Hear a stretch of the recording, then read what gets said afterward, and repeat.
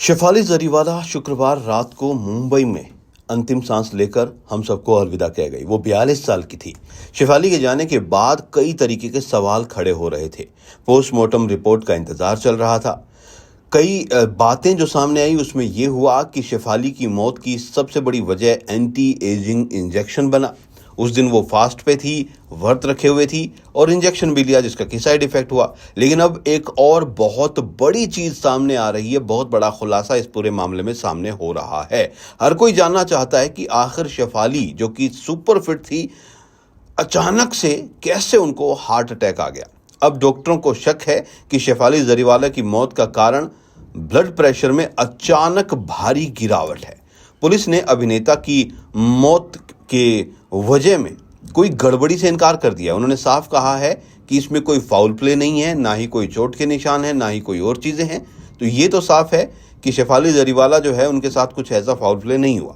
वहीं एक पुलिस अधिकारी ने पोस्टमार्टम रिपोर्ट के बारे में कहा कि अब इंतजार है। लेकिन पुलिस के अनुसार एक्ट्रेस शुक्रवार रात अपने घर में बेहोश हुई थी।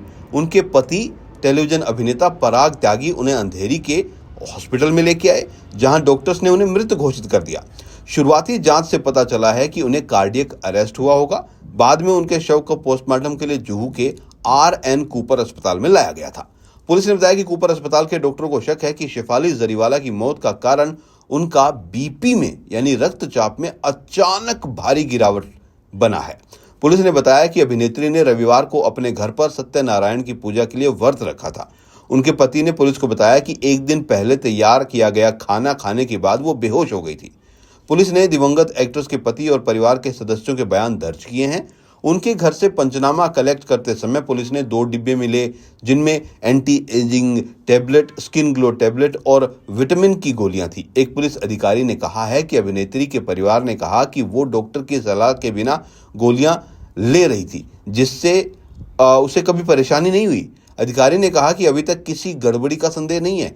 हम पोस्टमार्टम की रिपोर्ट का इंतजार कर रहे हैं। तो ये अपने आप में एक बहुत बड़ी चीज सामने आ रही है कि फास्टिंग की वजह से पूरा दिन उन्होंने कुछ खाया नहीं और अगले दिन एक दिन पुराना खाना खाने के बाद उनके बीपी में भारी गिरावट आई है, जिसकी वजह से उनकी मौत जो है वो हो गई है। पुलिस ने भी यही बताया है कि पूजा के बाद उन्होंने कुछ नहीं खाया था और उसके बाद जो है वो बेहोश हो गई थी। तो ये सारी बातें सामने आ रही है और ये बड़ी खबर जो है अब आ रही है कि भाई एंटी एजिंग नहीं बल्कि फास्टिंग की वजह से अगले दिन जब उन्होंने खाना खाया तो उससे भी इनकी मौत की वजह हो सकती है। बीपी में जबरदस्त गिरावट जो है वो आ गई थी, जिसके चलते रिकवरी नहीं हुई। तो ये चीजें अभी सामने आ रही है। हालांकि पोस्टमार्टम रिपोर्ट का अभी भी इंतजार है।